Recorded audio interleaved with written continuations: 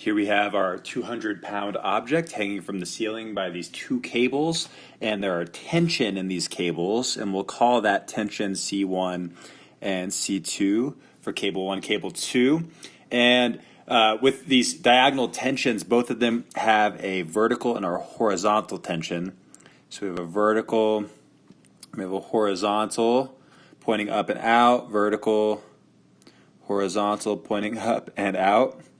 And the thing is, we can just use basic right triangle trigonometry to figure out what the vertical and horizontal tension is. Sine of 35 is going to equal opposite over hypotenuse. So what we can say is that opposite side, which we'll just call y1,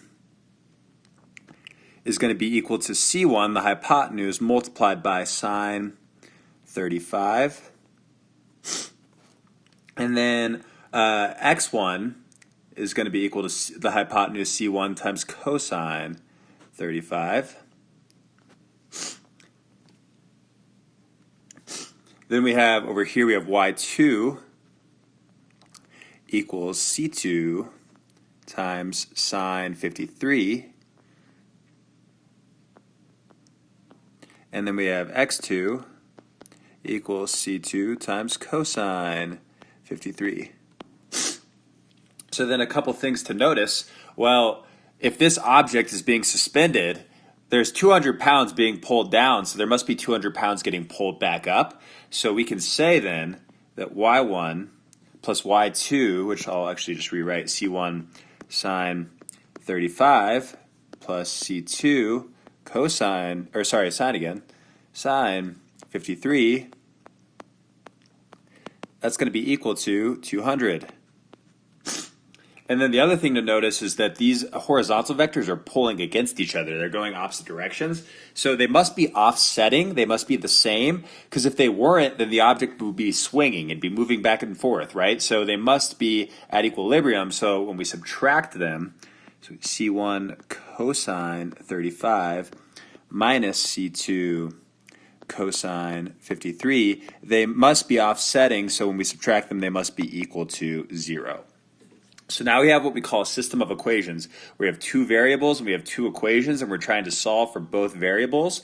So there's this nice matrix trick we can do where we type in the C1, C2, those are the variables. We call these coefficients. We type in the coefficients to a matrix, and we type in the solutions to a matrix, and then we do this nice calculator trick. So that's what we're going to do now.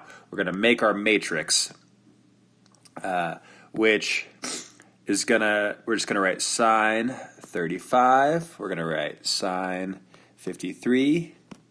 We're gonna write cosine 35, and then negative because we're subtracting cosine 53. And that is our matrix. Now, how do we get this? On most calculators, it's going to be alpha zoom. And that'll give you the menu to make your 2x2 matrix. And then you have to hit second. No, not second. There's just an x to the -1 button towards the left side of your calculator. So you're going to do that to invert this matrix, raise it to the -1. And then we're going to do our solution matrix, which is our top row here. Our top row goes with our 200 pounds, and then our bottom row goes with our 0 pounds, those horizontal components offsetting. And once you have this typed in just like this, you're going to hit enter, and it's going to give you the C1 on top and C2 on bottom when it gives you your answer. So it tells you that C1 equals 120.44, and then C2 equals 163.93. And those are the tensions in each cable that's holding this 200-pound weight. Now, the next part of the question is going to ask you to double the weight and then to actually triple the weight. So do 400 and then do 600. 400 is 200 doubled, 600 is 200 tripled, and see what happens to the tension. And you can see on the answer key that it does, in fact, double the tension. So when you make it 400 pounds, C1 becomes about 240 instead of 120. And then 163 becomes about 326. And then similar for going from 200 to 600.